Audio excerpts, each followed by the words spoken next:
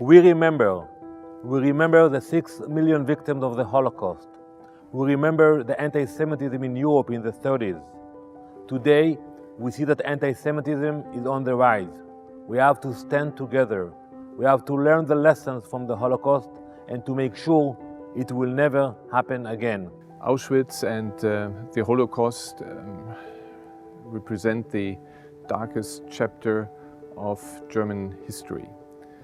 And we must never forget that what happened during the Holocaust can happen again. We cannot take it for granted.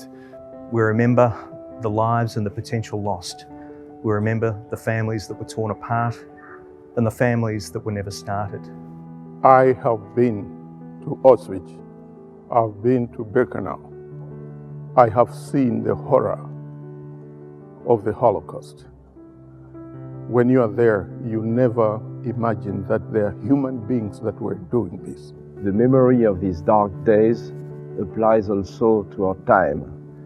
The memory of the Shoah is not only an obligation toward the dead, it's also an obligation towards the living.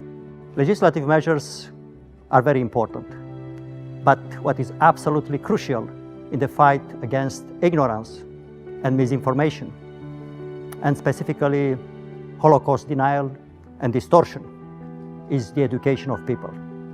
I don't believe that we should forget what was bad in the past. I believe that we should learn from the past. Remembering the past is the best way to show our empathy, solidarity, and compassion. It is a time to honor and remember the victims and survivors of the atrocities of the Holocaust.